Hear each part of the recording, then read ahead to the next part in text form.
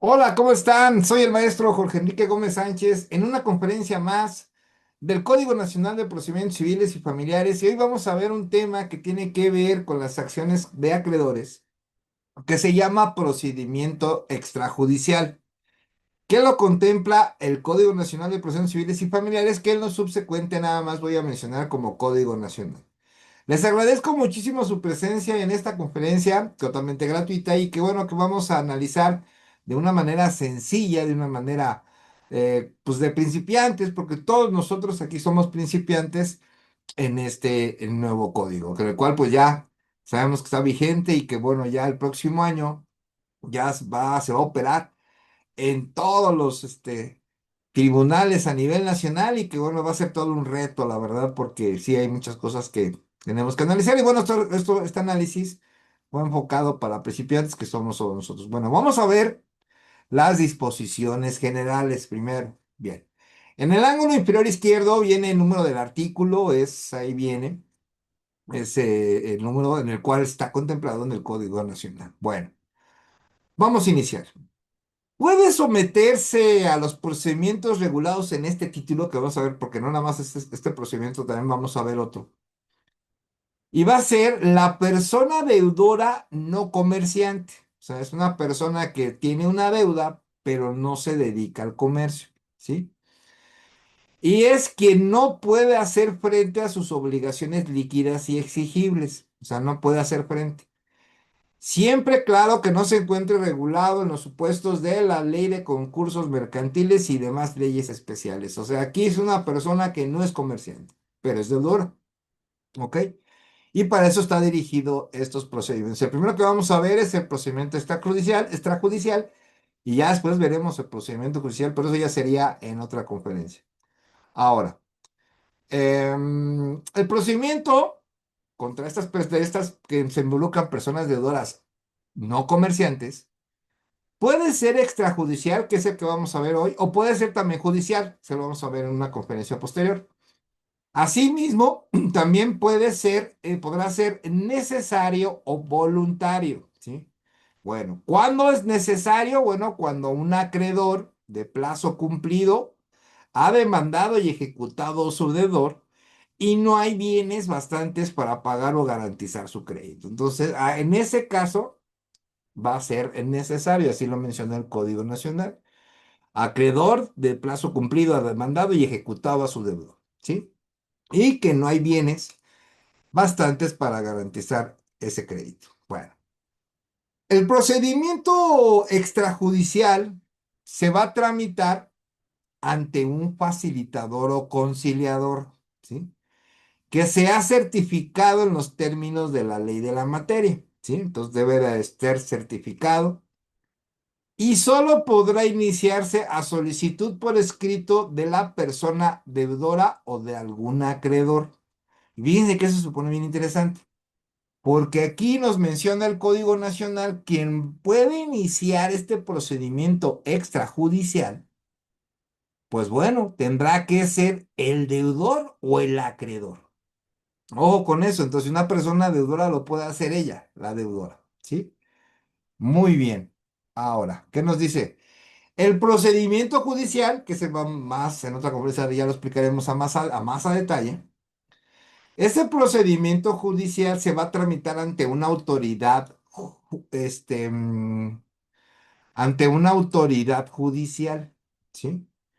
eh, en materia civil, ¿sí? Quien podrá solicitar el auxilio del facilitador o conciliador público, ¿sí? En la que estime necesario y puede iniciarse a solicitud de persona deudora o acreedora. Entonces, en el procedimiento extrajudicial y en el procedimiento judicial, puede iniciar por escrito por la parte deudora o por el acreedor. ¿Ok? Bueno, partiendo de esos puntos. Muy bien. Ahora, salvo una disposición expresa que sea en contrario, los convenios que sean suscritos en el procedimiento extrajudicial, ¿sí? No admitirá recurso alguno. Entonces, no hay recursos en los procedimientos extrajudiciales sobre los convenios ya firmados, ya suscritos. Pero su ejecución ¿sí? Para que sea ejecutable, será en la vía de apremio, donde previa su ejecución, la autoridad jurisdiccional de oficio o a instancia de cualquiera de las partes hará una revisión del procedimiento extrajudicial, convenio y el plan de pagos alcanzando, verificando que se ajuste a derecho, ¿sí? Entonces, bueno, de entrada, el procedimiento extrajudicial no es con un juez, sino se va a tramitar ante un conciliador. Obviamente que las instituciones estatales o federales van a tener su área de conciliación en la cual se pueda poder resolver este procedimiento, ¿no? Pero ojo, cuando ya esté una ejecución de un convenio de este procedimiento extrajudicial, ahí sí va a intervenir un juez, el cual lo puede hacer, fíjense, lo puede hacer de oficio o a instancia de parte, el cual el juez va a hacer una revisión del procedimiento verificando que todo se ajuste a derecho, ¿sí? Entonces, entonces sería ver que antes aquí, por ejemplo, yo entendería que ya se logró el convenio suscrito y antes de que se ejecute, lo va a revisar el juez, ¿sí? Ojo con esto.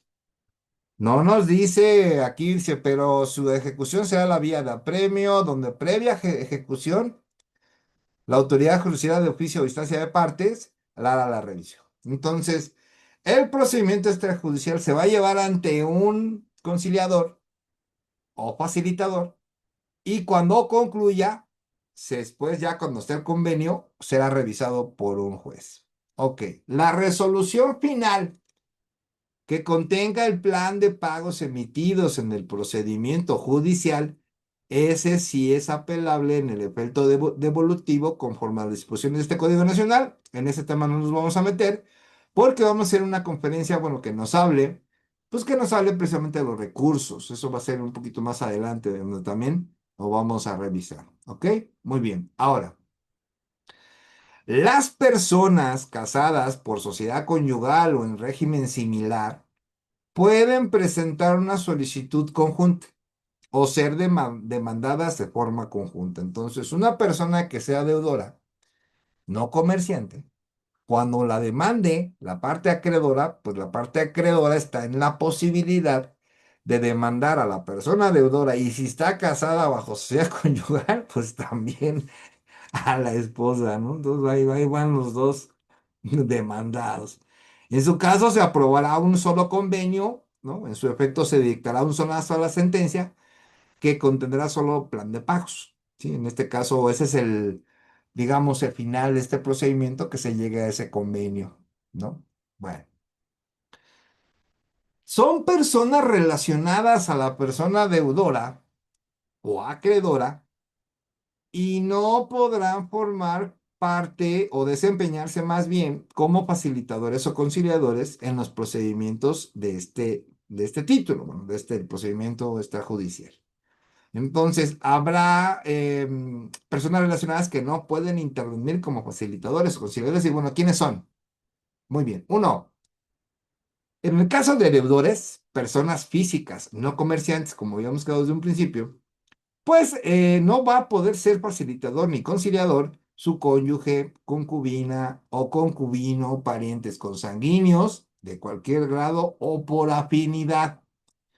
Sus garantes, personas con quienes el deudor o con quien se menciona esta fracción tengan un vínculo de amistad, trabajo o alguna otra naturaleza que pueda generar un conflicto de intereses.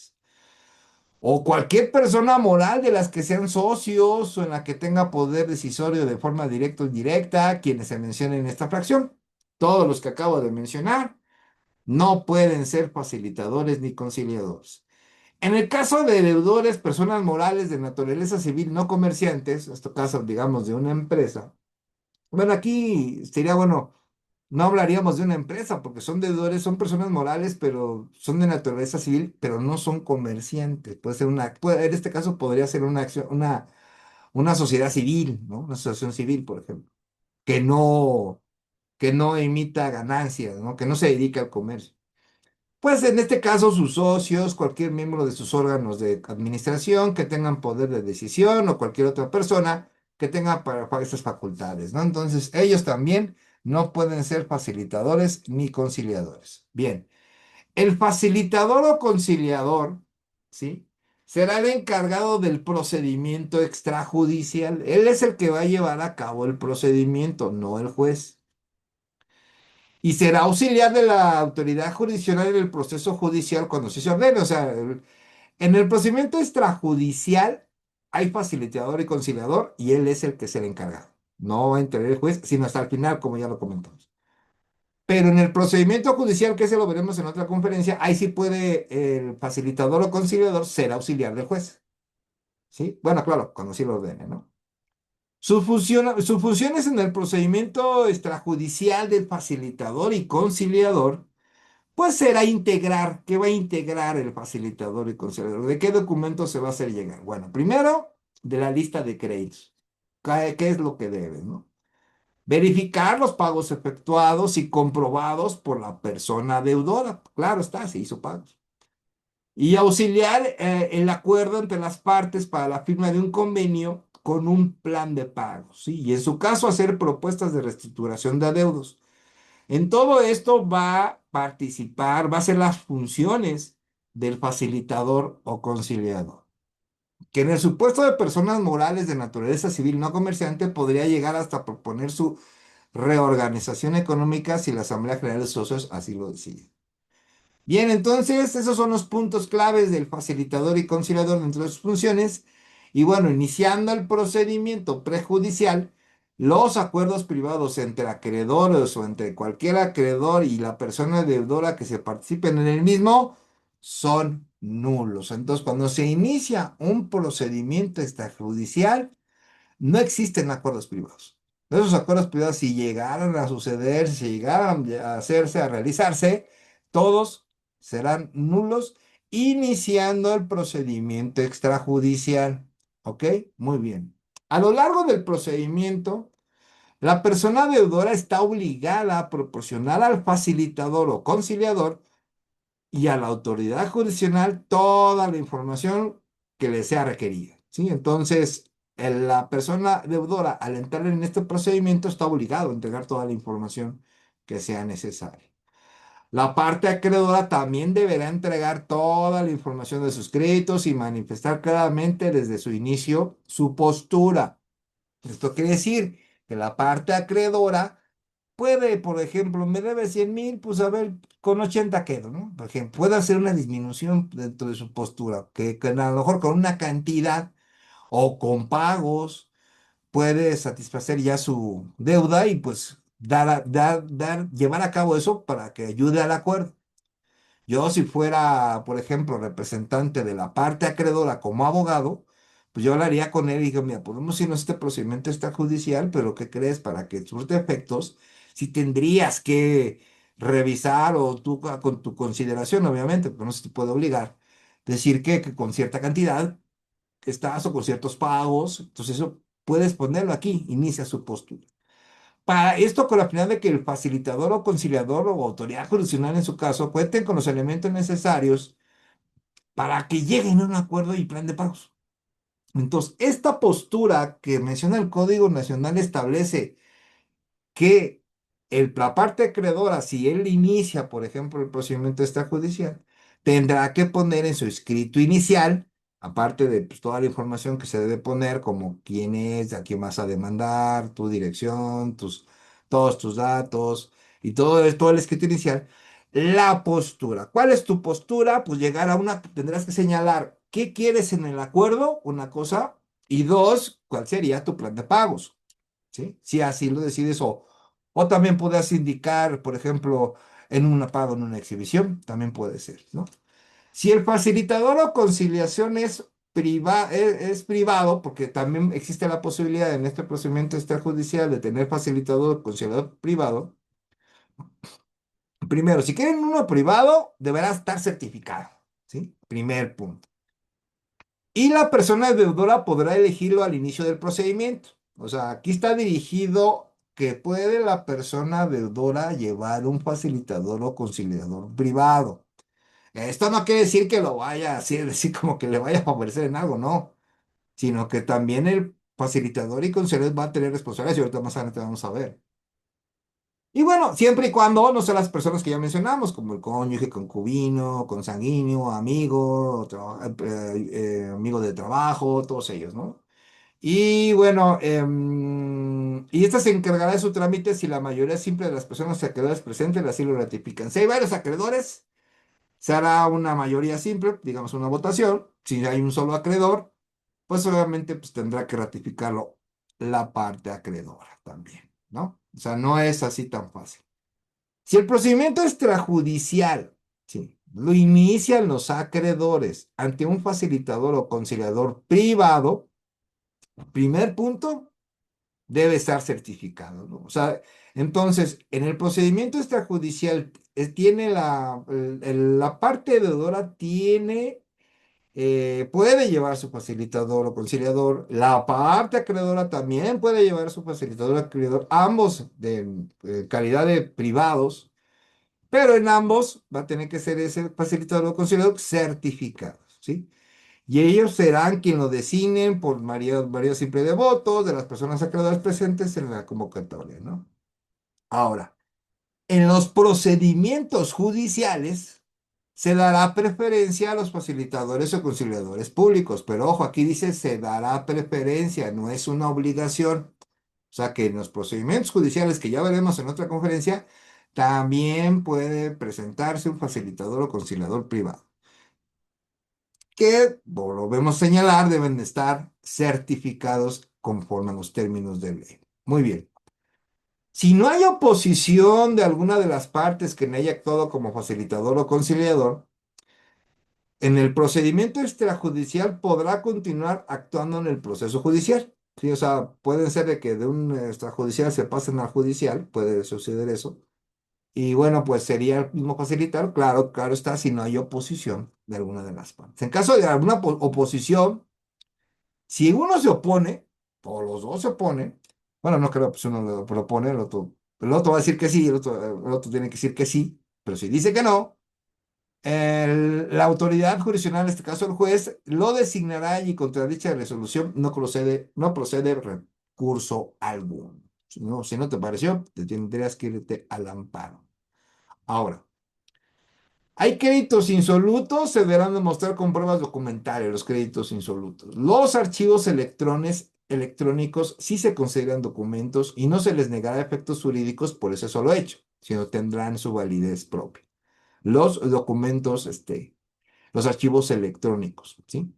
Solo en el procedimiento judicial, los documentos exhibidos podrán ser objetados e impugnados de falsos conforme al Código Nacional. En este caso, como nada más menciona el procedimiento judicial, pues en ese procedimiento los documentos exigidos sí los podrás objetar, ¿no? ¿Sale? Y en los archivos electrónicos aquí nos dice que no se pueden ser objetables, pero bueno, ya tendrá su revisión documental. Acuérdense que hay peritos expertos en documentos en los cuales los pueden utilizar para poder conocer si algún documento pues no es verdadero, ¿verdad? Bien, las personas relacionadas que se presenten como acreedoras, el procedimiento deberá en todo caso exhibir los documentos originales de esos créditos. Las partes tendrán derecho de prueba para controvertir tales documentos en los términos previstos de este código. Entonces, todo documento, aquí ya estamos hablando de la etapa ya procesal, digamos, esto en cualquiera de los dos, donde hablamos de lo que es el descubrimiento probatorio. Acuérdense que en todo proceso judicial siempre debe de haber un descubrimiento probatorio en el cual las partes enseñen todos los documentos que tiene cada uno y ya después se tendrá que ver cuáles se contravienen. En este caso, la admisión, exclusión, ¿no?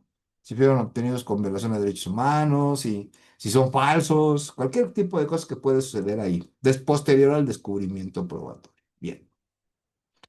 Las acciones promovidas por los acreedores, así como los juicios seguidos contra la persona deudora, que se encuentren en trámite al iniciarse el procedimiento extrajudicial no se acumularán al mismo. Entonces, si tú vas a iniciar un procedimiento extrajudicial, pero existe otro juicio, ¿sí?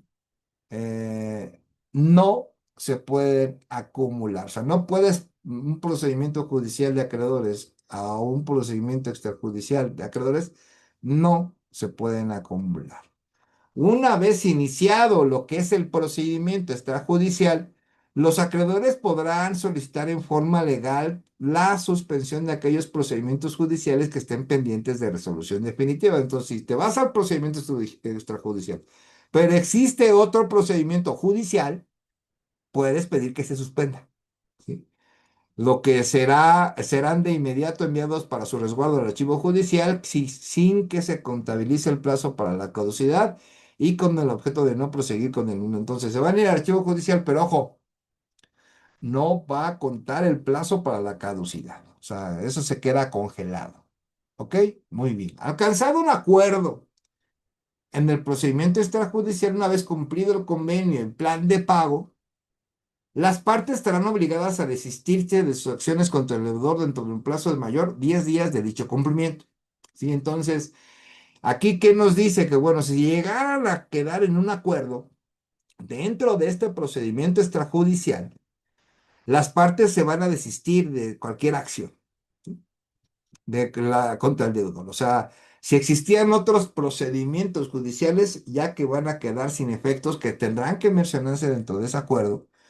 Y bueno, dentro de un plazo de 10 días de dicho cumplimiento, cuando ya haya se cumplido, o sea, hay convenio y se cumplió con el convenio y con el plan de pago.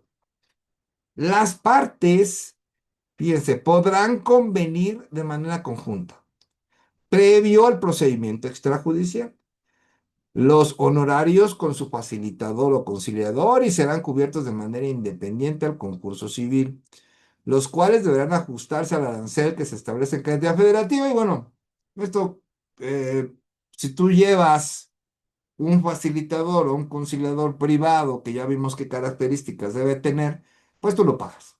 Aquí no lo paga el tribunal, lo paga la parte que lo está llevando. Los procedimientos regulados que estamos viendo se regirá bajo las disposiciones previstas de concurrencia y prerrelación de créditos, prevenidos en la legislación civil correspondiente y obviamente en caso de ausencia o por efecto del plan de pagos, ¿no? Con independencia, cualquier otro acreedor siempre serán preferidos los creadores alimentarios. En esto ya tenemos un poquito de tela ahí con respecto a lo que son los alimentos, la pensión alimenticia, que es la que se va a privilegiar ante cualquier deuda, ¿no? Primero está la pensión alimenticia y ya después las deudas, ¿no? También puede ser lo de los acreedores laborales, conforme al al apartado A del artículo 123 constitucional, así como los gastos de enfermedad en su caso, de quienes pagarán en primer lugar mes a mes, o con la prioridad que corresponda al tipo de obligación contraída, por ejemplo. La persona deudora podrá conservar el mínimo vital para sí y para el de sus dependientes económicos. Entonces, sí pueden cobrar, sí, pero ojo, la persona deudora tiene un límite, no le puedes cobrar más de lo que gana, por ejemplo. No le puedes cobrar más de esos requerimientos económicos para conservar el mínimo vital para sí y el de sus dependientes económicos. Y bueno, aquí para definir ese mínimo vital, pues yo creo que se tendría que ajustar a lo que es el salario mínimo. Yo pienso. En su caso, se considerará a los acreedores con créditos garantizados debidamente constituidos conforme a la ley comprenda o hipoteca. Entonces, están estas figuras que son los créditos garantizados y la hipoteca y la prenda que también sobre bienes de la persona deudora, ¿no? Quien es sujeto a lo establecido en este título podrá conservar el contrato y reajustar su forma de pago o bien, cobrándose con el valor de su garantía conforme al valor de mercado y con posterioridad al cobro de los acreedores preferentes. Entonces, en una persona le pueden constituir una prenda o una hipoteca sobre un bien de la persona deudora, sí, sí se puede establecer, nada más que aquí sí tendría que llevarse las formalidades de ley para la creación de eso de la hipoteca. Los acreedores comunes son todos aquellos que están considerados que en los párrafos anteriores, bueno, pues quienes cobrarán a prorrata, que esto significa proporcional, sin distinción de fechas y de conformidad a los pagos que se aprueban. ¿Ok? Muy bien. Bueno, esas son las disposiciones generales. Ahora vamos a ver lo que es el procedimiento extrajudicial ya de lleno. ¿Sí? Bien. El procedimiento extrajudicial inicia en la fecha en la que la persona deudora entregue bajo protesta de decir verdad al facilitador o conciliador el formato único universal con toda la información precisada en el artículo 873, que ahorita vamos a ver, del presente código. Ese formato va a estar acompañado de su reporte especial de crédito emitido por una sociedad de información crediticia con no más de 30 días de antigüedad. Entonces, si tienes una deuda, te sale la sociedad de información crediticia, pues lo tendrás que llevar, ¿sí? Si eres persona deudora. Y tú eres el que vas a iniciar este procedimiento extrajudicial. Ahora nada más nos correspondería investigar, bueno, ese formato único, universal, dónde está para poderlo llenar, ¿no? Yo me imagino que las instancias conciliadoras, imagino, yo quiero pensar que esto ya se debe de debe de estar llevando a cabo, porque el Código Nacional está vigente. Entonces ya las instancias de conciliación en materia civil, dentro de las mismas instituciones estatales y federales, este procedimiento ya se debe de llevar. Ese es mi pensamiento. Yo no he llevado ahorita ninguno, pero pues sería bueno que lo tengan contemplado. El facilitador o conciliador podrá ayudar a la persona deudora en el llenado de ese formato y la preparación de los documentos, ¿no? El facilitador y conciliador te puede ayudar.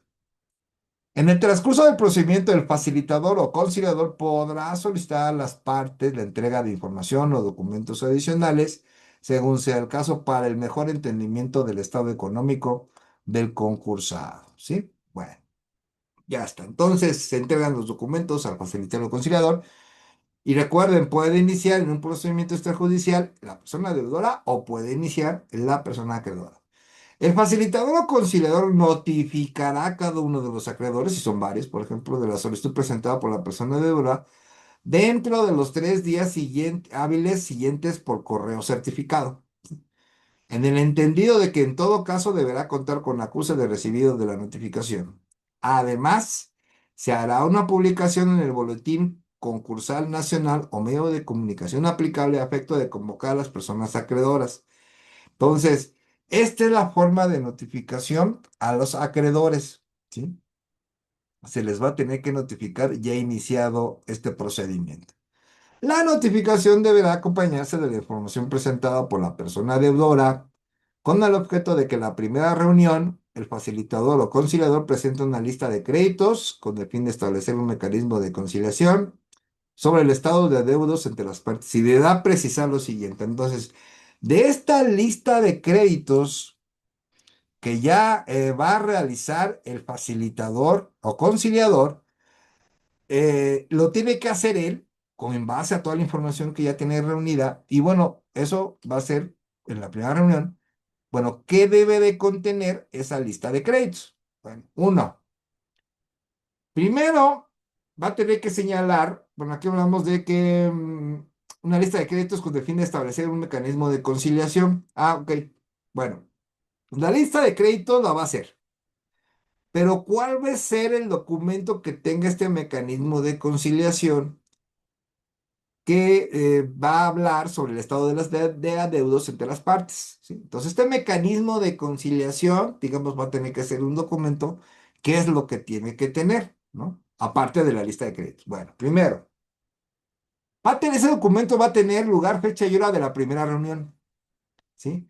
Que se deberá realizar dentro de los siguientes 25 días, ¿sí? En la que deberá estar presente la persona deudora. Ok, entonces hay una reunión que se va a realizar. Nombre y domicilio de la persona deudora, así como del facilitador o conciliador. El monto líquido probable de las obligaciones pecuniarias que la persona deudora sostenga se le debe a dicho acreedor. ¿Sí? O sea, aquí se va sobre el dicho del deudor, cuando el deudor inicie. ¿Sí? Ahora.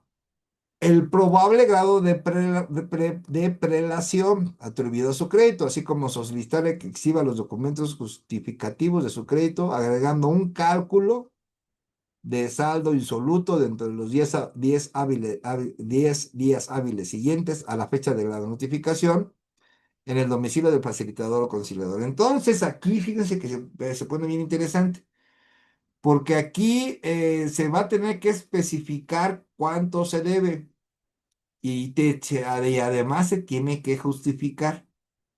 Entonces, tienes que llevar el documento que justifique esa deuda y además un cálculo. Y aquí viene lo interesante. Ese cálculo, ¿quién lo va a hacer?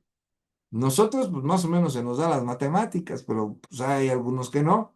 Entonces, aquí lo que es recomendable cuando lleves un procedimiento prejudicial es que este cálculo lo realice un contador. Tendrás que contratar un contador para que te haga este cálculo de saldo insoluto, ¿no? Además de todo lo que contenga el contrato que nos especifique la deuda, ¿no? Para el caso de inasistencias y causa justificada de la persona deudora, imagínense, no va a a la primera reunión la persona deudora o a las subsecuentes, se da por terminado el procedimiento extrajudicial y va bye, ¿no? El código aquí no menciona si tienes una segunda oportunidad de meterlo, pero tampoco lo prohíbe, que es lo que es más interesante, porque aquí dice, se te da por terminar el procedimiento extrajudicial, pero aquí no dice las palabras mágicas, decir, y no podrá realizar otro con la misma deuda. No dice eso. Y tampoco dice que lo puedas hacer. O sea, serían dos ahí, dos importantes. Si las partes lo convienen desde la primera reunión, se podrá suspender la generación de intereses ordinarios. O sea, ellos pueden en la primera reunión generar esa suspensión de intereses ordinarios y moratorios sobre la suerte principal.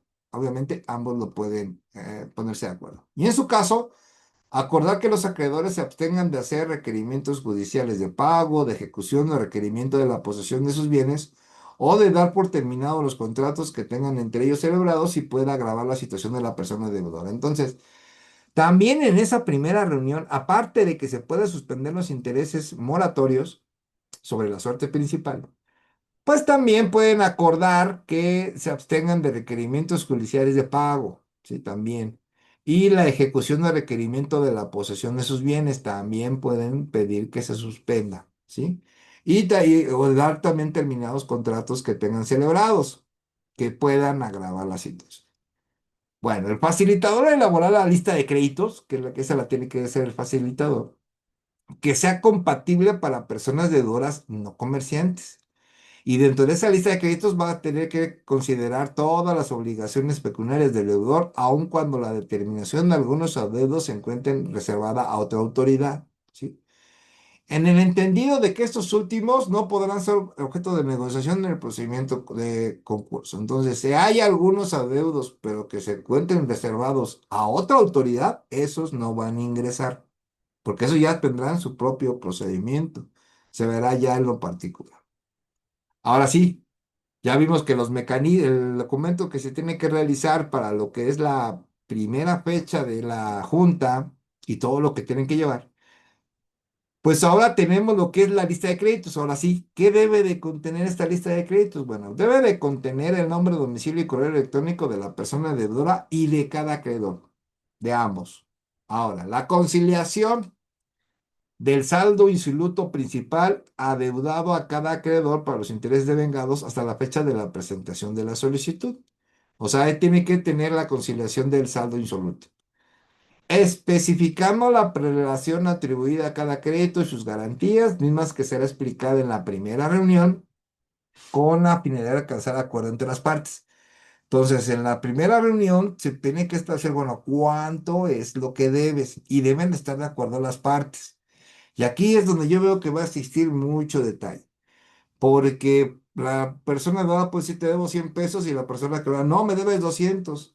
Pues sí, ambos podrán decir misa, ¿sí? Pero ambos van a tener que acreditar ante el conciliador, decir, bueno, ok, si tú dices que son 200, dime por qué, ¿sí? Entonces aquí es donde va a estar muy interesante esta lista de créditos. En el caso de créditos garantizados, eso quiere decir que tengan una garantía. deberá de especificar el valor de la garantía. Para dichos efectos, el acreedor garantizado deberá presentar un avalúo de institución de crédito. Si dice si hay una garantía, en este caso una casa o un terreno, no sé, el acreedor es el que lo va a tener que meterlo en un avalúo o una opinión de perito evaluador. Este último caso, la persona deudora también tendrá derecho a que se escuche un experto número de su parte. Entonces, aquí le van a meter peritos el acreedor y también peritos el deudor. O sea, pueden los dos cuando está una garantía, por ejemplo, una casa, ¿no? Cuando está de garantía en una casa. Si algún acreedor no está de acuerdo con el monto y grado de la prelación atribuido a su crédito en la lista de créditos propuesta por el facilitador o conciliador, tendrá expedito su derecho para hacerla valer ante la autoridad jurisdiccional en la vía y forma que sea procedente, en cuyo caso se debe terminar el procedimiento extrajudicial. Imaginemos que ya hizo la lista de créditos el conciliador o el facilitador. ¿Sabes qué? Pues estos son los documentos, aquí está la suerte principal, se debe esto, esto y esto. Y llega el acreedor y dice, ¿sabes qué? No estoy de acuerdo. No estoy de acuerdo porque el monte es mayor, porque si eso puede suceder muy seguido, suceder. Ok, pues ¿sabes qué? Vete con el juez, abre tu procedimiento judicial y se da por terminado el procedimiento extrajudicial. Entonces aquí el acreedor pues le dan así que el no estoy de acuerdo y pues se vayan con el juez, ¿no? Ok, el convenio extrajudicial debe contener un plan de pagos que no exceda de 3 años. Entonces el facilitador, al momento de organizar ese convenio, puede decir, ok, pero se van a hacer los pagos en 3 años, no puede hacer más. El Código Nacional es muy claro, con excepción del pago de créditos con garantía real en los que se observarán las reglas previstas en cada código. Que en cada código podrá establecer sus créditos respectivos. ¿Ok? Muy bien. En relación a la concurrencia y prelación de créditos, salvo pacto en contrario, en que los acreedores manifiesten su voluntad de acogerse a los beneficios del presente beneficio, el convenio se deberá determinar lo siguiente, según corresponda, ¿sí? Entonces, imagínense que están de acuerdo con la prelación de créditos, bueno, obviamente salvo pacto en contrario, y que los acreedores manifiesten su voluntad de acogerse, o sea, que los acreedores sí quieran resolverlo en este procedimiento extrajudicial. Ah, pues muy bien. Ahora, ¿qué va a tener? Primero, tienen que hacerse esto, va a ser que va a tener el convenio, y el convenio va a tener, primero, el reconocimiento de adeudo, pagos efectuados con anterioridad si existieron, y el monto que se debe retener a la persona deudora para satisfacer sus necesidades básicas y las de sus dependencias económicas, garantizando los alimentos de ellos. Entonces, eso va a ser el primero. Sí, ok, primero se reconoce la deuda, muy bien. Se reconocen los pagos si hubo anteriores efectuados con anterioridad. Y el monto que se debe retener a la persona deudora, por ejemplo, se le va a retener 1,000 pesos al mes, ¿no? Un ejemplo. Los montos y forma de pago de los acreedores preferentes y demás acreedores en el caso de que existieran, ¿sí? Ahora, la continuación o terminación con consentimiento del acreedor del contrato sobre la vivienda de la persona deudora y su familia. En este caso, sí hubo un contrato sobre vivienda, ¿sí? Que se dé por concluido. Un plan de pagos en el que se detallará cómo se aplicarán los montos de los ingresos que de la persona deudora se obliga a pagar a sus acreedores. Se va a tener que hacer una lista de los montos de los pagos, las fechas de pago y la forma de pago, ¿sí? Aquí, pues, muy recomendable, los montos, las fechas de fin de mes, por ejemplo, y que el forma de pago sea, pues, vía depósito, ¿no? Vía transferencia. También va a haber una lista de los bienes que se destinarán al pago de acreedores en el caso de que sean así y que no sean necesarios para la subsistencia y trabajo de la persona deudora, ¿sí? Que no sea necesario, no son, o sea, que deben de cumplir pues, por ejemplo, no sería su casa o a lo mejor tiene otra casa la persona deudora, no tiene dos casas, por ejemplo. Entonces, con una puede vivir, con la otra pues, sí la pueden ocupar para hacer el pago de la deuda. En su caso, el valor más alto que se les fue atribuido por corredor público o casa de comercio que se dedica a la venta de estos bienes. Su posible adjudicación a favor de los acreedores como forma de pago bien. O sea, ¿se puede hacer adjudicación en un procedimiento extrajudicial? La respuesta es sí. Si existe el bien que no forma parte de la subsistencia de la persona deudora, ¿sí? Esto es si la persona deudora tiene dos casas. Ejemplo. Y que se pueda adjudicar para la forma de pago, si se puede hacer el procedimiento para su venta extrajudicial de forma consensuada por las partes. Pero ojo, las dos partes deben estar de acuerdo, la parte deudora también debe estar de acuerdo. Modificaciones a los plazos, amortizaciones e intereses de los créditos a cargo de la persona deudora. Esto sin que constituyan usura. Y aquí sí nos tendríamos que ver cuánto sería el porcentaje para que no fuera usura. Y ojo, si ya había una deuda y ya hay intereses, ojo, tiene que cumplir de que sin que constituya usura desde un principio, no hasta ahorita, sino desde un principio. Si la persona deudora es una persona moral de naturaleza civil, el convenio establecerá las modificaciones consensuadas entre las partes que deban hacerse los créditos y garantizar obviamente su cargo. Así como las modificaciones para que la persona moral siga operando siempre y cuando sea viable su operación. Claro, sí puede, ¿no? También las quitas o reducciones en los pagos a cargo de la persona deudora y consentidas por el acreedor. Lo que les comentaba, por ejemplo, debe 100 pesos y el acreedor dice, no, pues dame 80, entonces puede haber si esa quita o reducción, pero debe ser consentida por el acreedor. Reservadas para el pago derivado de los adeudos de procedimientos judiciales que se sigue en contra de persona deudora en los que se haya dictado sentencia definitiva. Si se hay una reserva para el pago derivado de adeudos de procedimientos judiciales, también se va a quedar a reserva, se va a quedar a análisis, sobre todo cuando ya se dictó sentencia definitiva. En el plan de pagos y de convenio deberán elaborarse la capacidad de pago de la persona deudora. No es cualquier plan de pago, sino usted tiene que adecuar a la capacidad. El facilitador o conciliador será responsable de los daños y perjuicios que se ocasione a sus partes por su culpa o negligencia. Entonces aquí el facilitador o conciliador ya tiene aquí un detalle. Si hay una culpa o negligencia de su parte, será responsable de los daños y perjuicios. Ese convenio deberá establecer que la persona deudora tome un curso de educación financiera impartido por una institución pública. Los acreedores garantizados solo serán tomados en cuenta en la votación del convenio si desean suscribirlo en su contrato. Podrán ejercer sus derechos en la vía procedente, ya sería en otra vía. Pero si son, por ejemplo, varios acreedores. El facilitador o conciliador procurará que el convenio presente un instrumento que beneficie a los acreedores en su recuperación rápida, eficiente y equitativa y se constituya en una herramienta que dignifique a la persona deudora. Así que todos salen aquí ganando, ¿no? Las obligaciones pecuniarias deducidas por concepto de alimentos decretadas judicialmente no pueden ser materia de concurso civil. Ya les comentaba, la pensión alimenticia no entra en ese concepto o esa parte proporcional económica, no entra dentro de este procedimiento extrajudicial, en cuyo caso el facilitador o conciliador solo podrá tomar nota de esas obligaciones para efectos del convenio. El convenio alcanzado en este procedimiento de concurso solo vincula a los celebrantes, solamente a ellos, a nadie más. El facilitador o conciliador tendrá un plazo máximo de 2 meses contados a partir de la fecha de inicio del procedimiento para tener la lista definitiva de créditos y obtener la aprobación del convenio que dé por terminado el procedimiento. Entonces, ¿qué tenemos aquí? Algo mágico. En el procedimiento extrajudicial de persona deudora no comerciante, ante facilitador y conciliador, dura 2 meses y se acabó. O sea, es un tiempo corto, pero pues aquí sí tendría una solución y un convenio que es firme, ¿sí?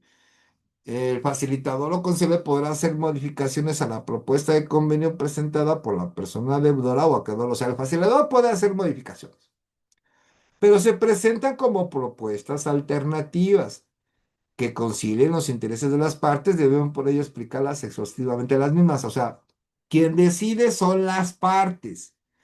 El facilitador o conciliador no decide, puede proponer alternativas, puede proponer modificaciones, pero nada más y tendrá que explicarlas. Pero quien decide firmar o no firmar este convenio en el procedimiento extrajudicial, nada más son las partes. Tendrá la libertad para comunicarse de forma directa con todas y cada una de las partes, ya sea de forma verbal, escrita o hasta incluso forma electrónica, y podrá reunirse o tener comunicaciones de forma individual con cada uno de los acreedores o de forma conjunta, según lo considere lo más adecuado para el avance de la negociación, debiendo resolver todas las deudas que se conozcan en un solo convenio y plan de pagos, ¿no?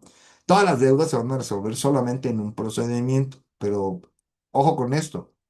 Si nosotros, como abogados representantes, entramos a un procedimiento extrajudicial de nuestro cliente, la primera, pues, el asunto de, ¿sabes qué? Es una buena oportunidad, o sea, estás con el acreedor o con el deudor, pero ojo, nada más tienes 2 meses. En 2 meses se tiene que resolver, no hay más, no hay aquí que después.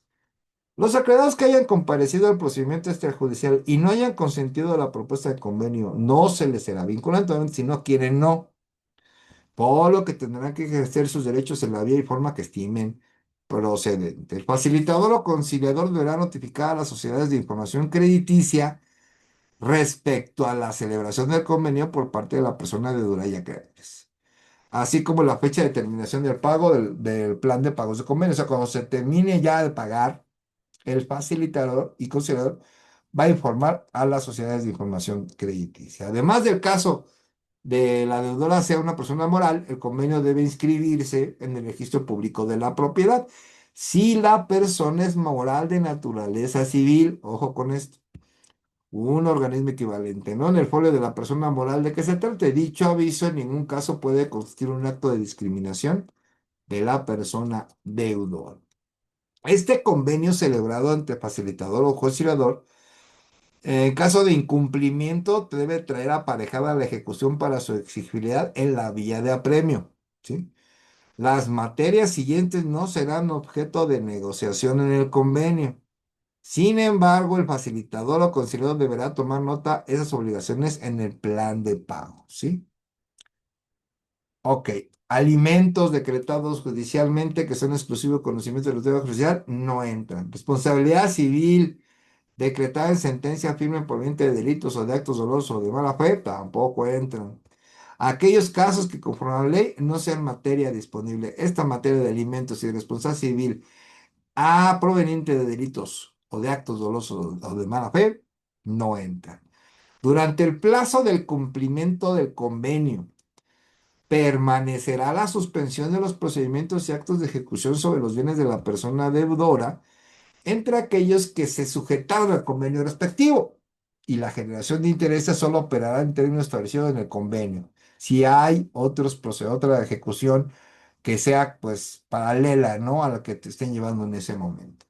Cuando las sociedades de información crediticia no reciban un aviso de incumplimiento del convenio, deberán tenerlo por cumplido al término del plazo establecido realizado la cancelación correspondiente. Bueno, claro, salvo prueba en contrario, ¿sí? Pero lo manden ahí a esa institución de sociedades de información crediticia, te lo ponen por cumplido, pero también te dejan el incumplido. O sea, ni crean ustedes que esto sirve de mucho. No podrá suspenderse los servicios de agua, luz, internet, ni ningún otro servicio básico que atente contra la dignidad humana. En la vivienda de la persona deudora tendrá prohibido grabar, enajenar o disponer de cualquier forma de sus bienes, salvo autorización judicial, ¿sí? Es la única manera. Pero no puede vender algo que ya esté, por ejemplo, en garantía con respecto a la deuda.